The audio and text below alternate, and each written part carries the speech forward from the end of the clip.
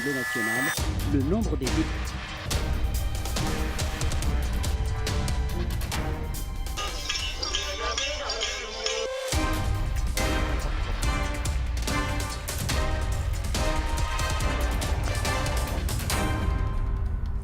Mesdames et messieurs, bonjour, merci de nous retrouver sur les antennes de la RTS2 pour ce nouveau numéro de votre magazine Midi Actu. Voici le sommaire de ce mardi. L'Assemblée nationale, le nombre des députés.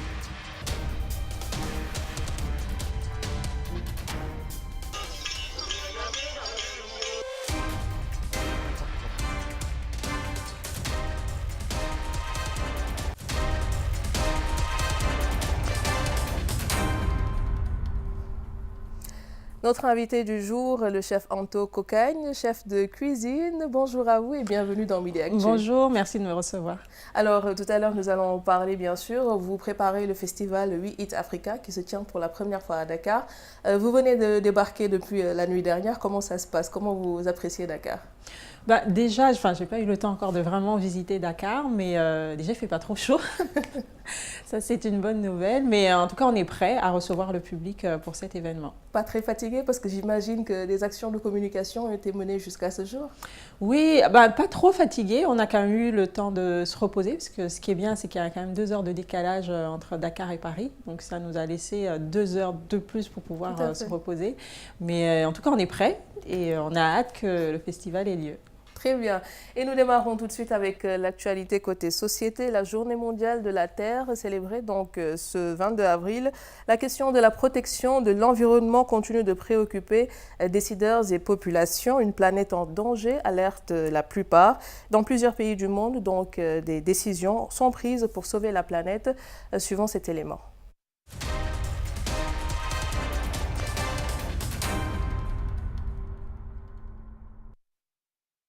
L'augmentation des émissions de gaz à effet de serre met le monde sur la voie d'un réchauffement inacceptable avec des graves implications pour les perspectives de développement en Afrique. Pour l'Afrique subsaharienne, qui a connu des extrêmes climatiques plus fréquents et plus intenses au cours des dernières décennies, le réchauffement de la planète de plus de 1,5 degré Celsius aurait des conséquences profondes. Les augmentations de température dans la région devraient être supérieures à l'augmentation moyenne globale de la température. Les régions d'Afrique situées à moins de 15 degrés de l'équateur devraient connaître une augmentation de la chaleur des nuits ainsi que des vagues de chaleur plus longues et plus fréquentes. Conscients de la menace croissante du changement climatique, de nombreux pays se sont réunis en 2015 pour adopter l'accord de Paris historique, s'engageant à limiter le changement climatique à une température bien inférieure à 2 degrés Celsius. Pour l'heure, il reste encore du chemin pour l'atteinte de cet objectif. Néanmoins, les forces se mobilisent pour relever le défi.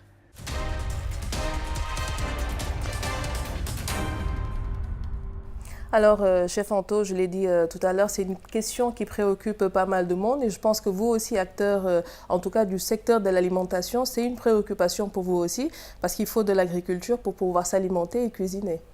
Exactement, il faut de l'agriculture pour pouvoir s'alimenter et cuisiner et il faut aussi mettre en avant justement les produits, nos produits, des produits locaux. Et c'est la raison d'ailleurs pour pendant le festival, il y a un atelier que je vais faire où on va parler des smart foods, qui sont des produits qui sont bons pour l'environnement, qui sont bons pour l'homme, mais qui sont bons aussi pour le producteur. Et parmi ces produits, on a des céréales comme le mil et le sorgho qui sont malheureusement délaissés aujourd'hui de la consommation par les jeunes générations, parce qu'ils trouvent que ce sont des produits un peu vieux jeu, où on ne sait pas faire autre chose, par exemple que le tiakri ou la bouillie. Et justement, le festival, c'est l'occasion de leur pouvoir montrer des nouvelles recettes et de dire, ces produits-là, on peut les remettre au goût du jour et les travailler de façon moderne. Et en même temps, ça permet aux agricultures locales, aux produits locaux de pouvoir continuer à nourrir toutes les populations. D'accord, donc vous parlez de produits en tout cas traditionnels pour nous autres Africains. Exactement. Est-ce que c'est ce que vous faites aussi en France puisque vous êtes basé en France? Exactement, moi je privilégie les produits africains. Je dis souvent que ma cuisine est panafricaine, parce que je ne mets pas en avant un pays, mais je mets plutôt en avant les produits. Et c'est vrai que nos produits souvent souffrent de stéréotypes, souffrent de méconnaissances. Nous-mêmes, souvent, on ne sait pas quelles sont les propriétés nutritionnelles de certains certains de nos produits, alors que dans les villages, nos parents, nos ancêtres se soignaient beaucoup avec les plantes et avec la nourriture. Et il y a un célèbre dicton d'Hippocrate qui dit que ton aliment, sont aussi ton médicament. Et c'est la raison pour laquelle moi, je prends vraiment le parti de mettre en avant dans ce que je propose les produits locaux. Et c'est ce que nous voulons montrer au public dakarois pendant le festival. Très bien, très bien. Et nous passons à la suite, mesdames et messieurs, de votre magazine.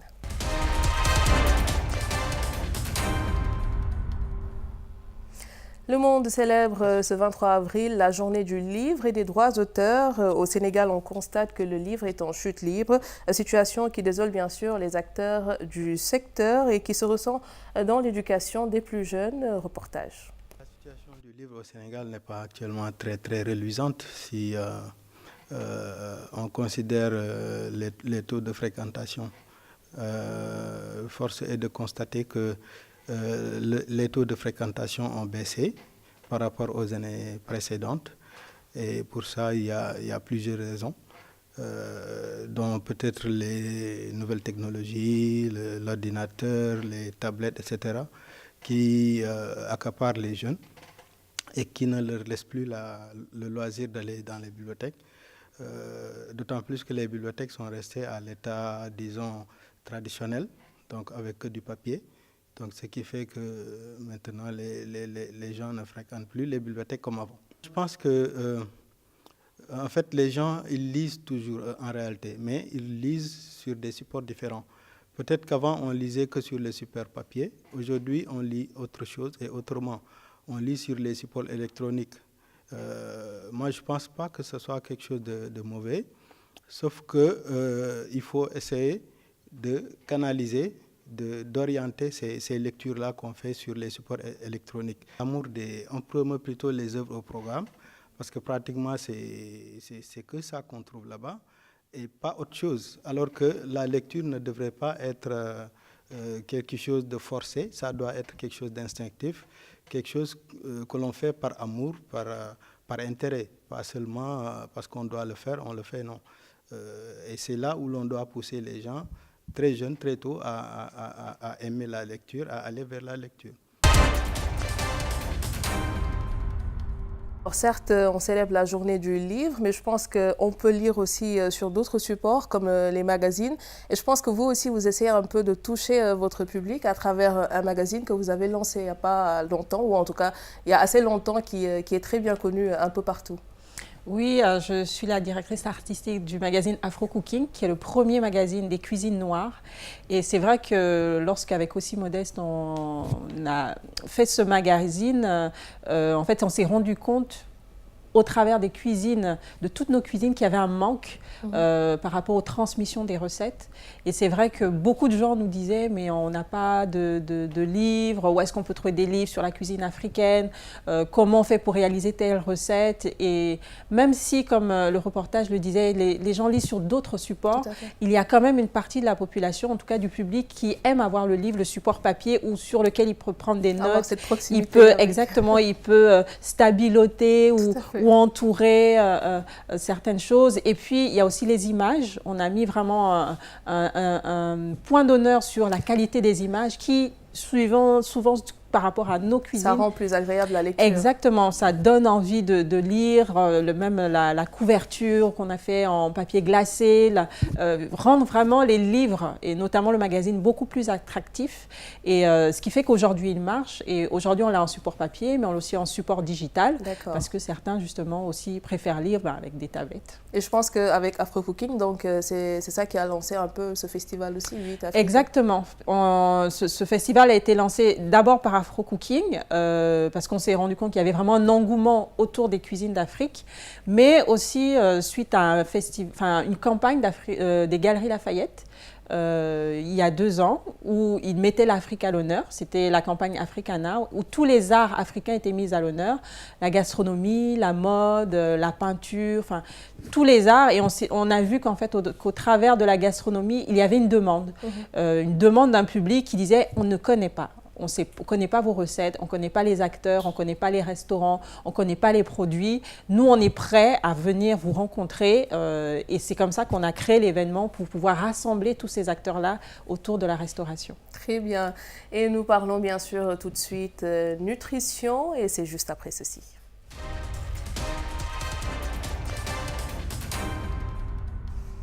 Nutrition et cuisine, Dakar va abriter, comme je l'ai dit tout à l'heure, la première fois le festival We Eat Africa. L'occasion pour les passionnés de se réunir pour échanger sur différentes thématiques. Mais nous suivons d'abord l'une des chefs qui va bien sûr participer à ce festival, chef Suzanne Badiane, qui revient sur la problématique d'une bonne alimentation équilibrée. La nourriture est le premier médicament de l'homme et qu'ici au Sénégal, on mange très mal alors qu'on a de très bons produits tels que le niébé qui est très bon en protéines et surtout pour les gens qui sont végétariens. C'est pas cher et c'est cultivé au Sénégal. Donc la patate douce aussi qui est un très bon produit cultivé au Sénégal et que pendant la période où la patate douce est cultivée, en général, on le jette, alors qu'on peut le consommer, surtout pour les enfants, les purées pour enfants. Il y a moyen de faire vraiment de beaux produits avec ça. Pas seulement les préparations qu'on a l'habitude de le faire, de mettre la patate douce, par exemple, dans la sauce. On peut en faire des pâtisseries pour les enfants, on peut en faire des purées pour enfants, on peut en faire de la glace. Il y a vraiment moyen de travailler, il y a des possibilités de travailler tous ces produits-là d'une manière, de les rendre plus nobles, en fait. La base des purées pour enfants, de mettre du niébé, de mettre de la patate douce, de mettre de l'igname, de mettre du manioc, au lieu de mettre de la farine blanche. Donc c'est la chef Suzanne Badiane qui va participer aussi donc, à ce festival. Je pense que vos points de vue convergent un peu. Elle a parlé de la nourriture qui est le premier médicament et du fait que justement nous autres Africains, nous ne valorisons pas ce qui est produit par nous-mêmes. Exactement, et je suis contente qu'elle ait parlé de nutrition, parce que moi j'ai une maman nutritionniste et depuis toute jeune, à chaque fois qu'on était à table et qu'on mangeait, ma maman me disait toujours, dans tel produit vous trouvez telle vitamine, telle propriété, ça aide à soigner. Par exemple, l'huile de palme rouge non raffinée, c'est bon pour les yeux, il faut manger la papaye, tout ce qui était bon pour la peau, elle nous l'expliquait. Et ce sont des choses qui se perdent malheureusement aujourd'hui. Nous consommons beaucoup de choses, mais nous ne savons pas ce qu'il y a à l'intérieur, nous ne savons pas d'où ça vient. Et le festival, c'est aussi pour dire au public, revenons à l'essentiel, mangeons ce que nous produisons tout ce que nous consommons, parce que c'est important, parce que déjà c'est bon pour nous, c'est bon pour la planète, et aussi comme elle le disait dans le reportage, tous ces produits qu'on connaît traditionnellement, on peut les travailler aussi de façon moderne. Est-ce que c'est pas ça aussi qui fait qu'on a un peu délaissé les produits locaux? Parce que, comme elle l'a dit, patate douce, on a plus l'habitude de mettre dans du mafé ou quoi, alors que là, elle nous propose d'en faire une pâtisserie. Donc, vous parliez tout à l'heure de Smart Food. Est-ce que ça aussi, ce ne sera pas justement le point de départ pour une nouvelle forme de consommation? Si, en fait, je donne aussi des formations dans des hôtels. Très bien. Et très souvent, les cuisiniers me disent, nous, on a l'habitude de cuisiner de cette façon et on ne sait pas le cuisiner autrement. Et donc, la démarche durant la formation, c'est d'ouvrir l'esprit et de leur montrer que tel produit, vous pouvez aller encore plus loin. Par exemple, la patate douce, on peut en faire de la farine. Le manioc, on peut en faire de la farine. Je sais que la banane plantée en dehors d'un local, les gens ont du mal à se dire qu'on peut en faire un dessert, qu'on peut en faire un gratin, on peut faire énormément de choses. Et nos produits en Afrique s'adaptent à tous les régimes alimentaires. Vraiment à tous les régimes. Et c'est ce qu'on veut montrer aussi. C'est pour ça qu'on n'a pas seulement amené que des cuisiniers, on a aussi amené des nutritionnistes, on a amené des personnes qui travaillent les produits différemment pour que tout le monde puisse se parler et savoir comment on peut faire avancer encore notre cuisine. D'accord. Et pourquoi le choix de Dakar? Parce que la première fois, c'était à Paris. Là, tout de suite, on quitte l'Europe, l'Occident pour venir en Afrique et Dakar. Pourquoi Dakar? D'abord parce que c'est Dakar qui nous a fait la meilleure des propositions. D'accord. Mais aussi parce que après avoir fait à Paris, on a eu vraiment des demandes sur le continent où les gens nous ont dit on veut vraiment, ce que vous faites en France, c'est bien, mais nous aussi, sur le continent, on ne connaît pas nous-mêmes nos produits. Africa en Afrique. Exactement. On ne connaît pas nos produits, on ne connaît pas toujours ce que mange le voisin. Beaucoup de personnes pensent que le mafé, il n'y a que le mafé au Sénégal. Mais le thieboudienne. Exactement, ou le thieboudienne, alors qu'il y a tellement d'autres produits. Moi, je suis allée au Togo il y a quelques mois. On a aussi la sauce arachide là-bas. Au Gabon, on a la sauce arachide. Mais les Sénégalais pensent que le mafé, c'est qu'au Sénégal. Donc, c'est l'occasion aussi, entre personnes de différentes cultures, de pouvoir discuter, de pouvoir échanger et de pouvoir voir que le niébé dont on parle ici au Sénégal, ben, moi aussi, je l'ai au Gabon. Et de montrer comment nous, au Gabon, traditionnellement, on le travaille et de se dire, ah ben tiens, nous, on ne le travaille pas comme ça. Et si on essayait aussi de cette façon. Très bien. Et donc, on espère quand même recevoir pas mal de nationalités à ce festival, si je comprends. Exactement. Alors, moi, je suis originaire du Gabon. On a la chef Priska Gilbert qui vient de Côte d'Ivoire, la chef Suzanne Badiane qui est originaire justement du Sénégal. Mais on a différentes nationalités qui vont être là et qui vont échanger autour justement de nos cuisines pour les faire avancer. Et le but, c'est de ne pas s'arrêter à Dakar, mais c'est demain de pouvoir aller dans différents pays et de faire la promotion parce que nous sommes les meilleurs promoteurs de nos cuisines. Tout à fait. Donc, j'ai entendu chef Anto, chef Suzanne, chef Priska. Que des dames. Est-ce une édition 100% femmes? C'est une édition effectivement 100% femmes et je remercie en tout cas le Novotel Dakar qui nous reçoit pour cet événement. Et lorsque je discutais justement avec le directeur du Novotel qui me disait que lui, il faisait bon, sans publicité. qui faisait tout pour qu'il y ait de la parité dans ses équipes. Et on s'est dit, mais pourquoi ne pas mettre pour cette édition les femmes à l'honneur? Parce que justement, on s'est rendu compte qu'on voit beaucoup de chefs hommes qui font la promotion de cuisine africaine et c'est très bien. Mais traditionnellement, la cuisine, c'est l'affaire des femmes. Quand on va dans les maisons, c'est madame qui gère la cuisine et il y a même des cultures où c'est interdit pour l'homme de rentrer dans la cuisine. Tout à fait. En tout cas, je sais que moi, chez moi, mon mari n'a pas le droit de rentrer dans ma cuisine quand je suis là. Donc, on voulait vraiment mettre en avant les femmes et dire aussi aux femmes qui se cachent, qui se disent non, ça, c'est pas pour moi, je préfère rester dans ma maison, dire que vous pouvez aussi gérer une brigade, vous pouvez être aussi entrepreneur, parce qu'on parlera aussi d'entrepreneuriat au féminin. On va parler des nouvelles façons de cuisiner avec les nouveaux concepts food. On parlera de transmission et c'est vrai que les femmes sont à l'honneur pour ce festival. Et quand vous parlez de transmission, parce qu'on valorise certes la femme, mais est-ce que vous pensez aussi aux générations futures par rapport aux hommes? Exactement, parce qu'on s'est rendu compte, en tout cas moi je me rends compte que les transmissions de recettes, c'est souvent de mère en fille, mais il y a des familles où il n'y a pas de filles. Et il faut que les mères transmettent aussi aux garçons. Et tous les métiers de cuisine, il y a énormément d'hommes. Et il faut que les mamans transmettent aussi aux garçons, qui pourront transmettre, qui aussi plus tard à leur fils ou à leur fille. Mais il faut vraiment qu'il y ait que la chaîne de la transmission ne soit pas brisée sous prétexte qu'il n'y a pas de filles ou il n'y a que des garçons dans la famille et que les garçons ne doivent pas rentrer en cuisine. Nous, on veut vraiment que que les recettes ne se perdent plus parce qu'on se rend compte que nos mamans, nos grands-mères, nos grands-parents partent avec leurs recettes. Et qu'il y a des recettes ancestrales qui disparaissent parce qu'elles ne sont pas écrites, parce qu'elles sont seulement transmises oralement et si la personne n'a pas eu le temps de l'écrire et de le transmettre oralement, ben ça part. Alors que dans d'autres cultures, d'autres civilisations qui sont écrites, ben il y a des manuscrits qui sont gardés de génération en génération. Et c'est ce qu'on veut promouvoir en tout cas pendant l'événement. D'accord, parce que tout à l'heure aussi, vous avez un peu parlé de l'entrepreneuriat au féminin. Donc ici à Dakar, je souligne qu'on a pas mal d'entrepreneurs déjà femmes et puis aussi qui sont spécifiquement dans le secteur de l'alimentation et tout, donc tout ce qui est cuisine et tout. Est-ce que ce sera aussi une manière pour mettre en avant la force même des femmes, parce que c'est une édition 100% femmes, mais est-ce qu'on parlera uniquement de l'entrepreneuriat féminin de manière générale ou alors ce sera vraiment spécifique à la cuisine?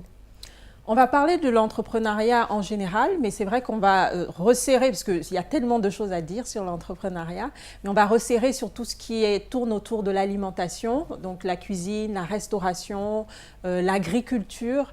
Et ce qu'on veut montrer, c'est parler aussi à d'autres femmes, parce que souvent on a l'excuse de la famille, des enfants, du mari dont il faut s'occuper.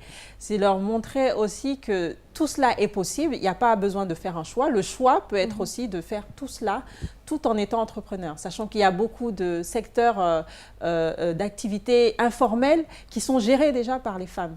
Et on veut montrer aussi au travers de cet événement, toutes ces personnes-là qui brillent au travers de l'entrepreneuriat et mettent vraiment les femmes à l'honneur. Voilà. Donc, vous appelez les Sénégalais, et parmi les Sénégalais, il y a les Tchamen, il y a les Sowen, qui sont fanats de tout ce qui est nourriture et bouffe. Donc, j'imagine qu'ils seront là-bas pleins hein, pour ce festival. Oui, en tout cas, on invite tout le monde, parce qu'on a eu des questions, beaucoup nous ont demandé si je suis un homme, est-ce que je peux venir? Mais bien sûr, les hommes aussi sont invités à venir et à célébrer aussi leur maman, leur sœur, leur cousine, et à donner aussi leur ressenti par rapport à ce qu'ils voient sur l'entrepreneuriat des femmes, par rapport à la transmission, par rapport aux nouveaux concepts, parce qu'on a besoin aussi de savoir ce que les hommes peuvent penser. On a des ateliers de cuisine, des ateliers de dégustation. Les hommes peuvent s'inscrire aussi, ce n'est pas réservé qu'aux femmes. Et puis, on a des dîners tout au long de la semaine où hommes et femmes peuvent venir pour pouvoir déguster ce que nous avons préparé pour eux. Très bien, merci beaucoup, chef Anto. Merci. Voilà, donc c'était notre invité aujourd'hui dans Midi Actu, le chef Anto Cocagne, chef de cuisine.